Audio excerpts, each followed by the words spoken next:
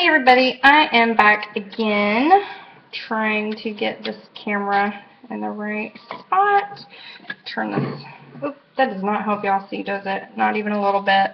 I apologize. Let me get that back off. Okay. So basically, I am still making some samples for family members to try because they don't know about essential oils. They've never tried them. So these are little 2 milliliter bottles. Very cute. They hold about half a teaspoon.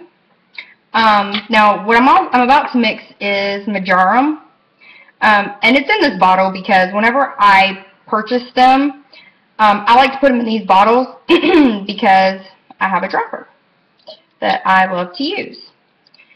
So I am going to show you how to make these little tiny samples and make sure that you have an accurate measurement. And I have to make 2 of these, and each 2 milliliter bottle holds about half a teaspoon. So how do you know that you're getting the right dilution without it being too strong?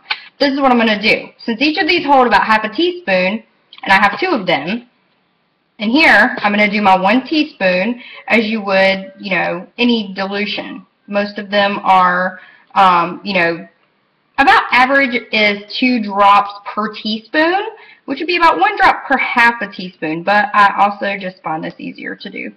Plus I have 2 to make, so I'm going to be smart this time and pour them in my cup so I don't make a mess like I did on the last video and get olive oil all over my counter. Now, since I mixed it in here, this is 1 teaspoon of olive oil. This is the olive oil that I'm using. You don't have to use olive oil. You can use coconut oil, jojoba oil, grapeseed, whatever tickles your fancy.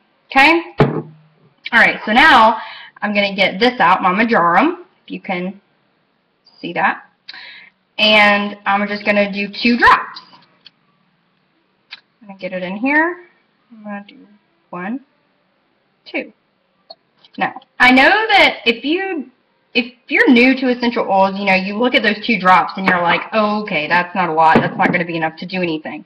But I can assure you that it absolutely is enough. Like, if you use too much of this stuff because you just think that those 2 little drops are not going to be enough, you're going to end up hurting yourself. So make sure that you always follow a proper diluting chart, okay?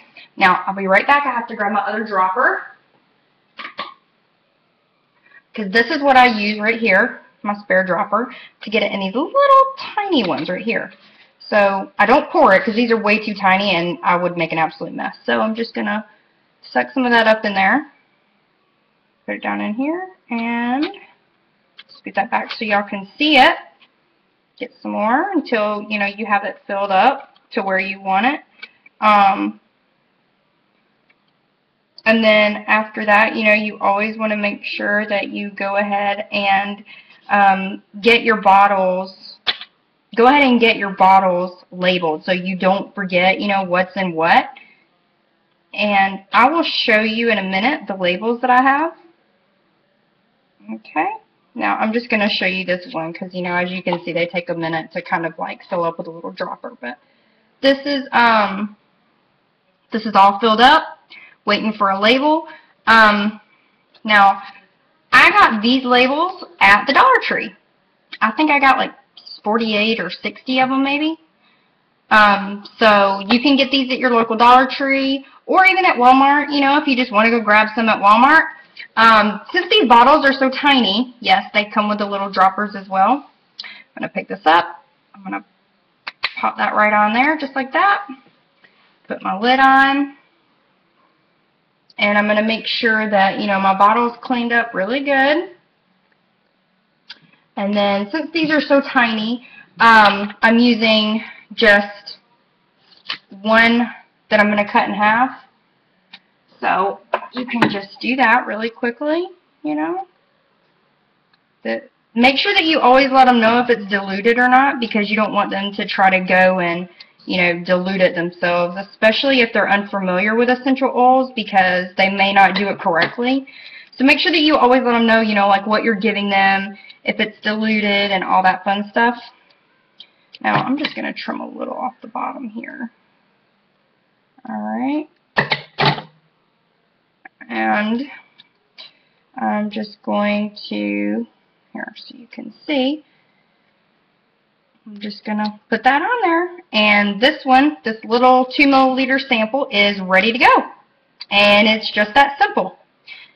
So if you want to make samples for people, this is how I suggest doing it so that you know you got the correct measurements. Or even if you have 1 milliliter bottles, and let's just say that you have, you know, 5 to do. You would put your 1 teaspoon in here and, you know, your 2 drops or 3 drops. I don't recommend more than 3 drops personally. Because that's what I use, 3 drops for migraines, and that is perfect. It's amazing. Takes it out in 5 minutes most. So that's how I suggest doing it. That way you know that you got your measurements correctly. Go ahead and do your 1 teaspoon, do your 2 drops, 3 at most, and make sure that you always tell people that you're giving samples to test a spot out on their hand.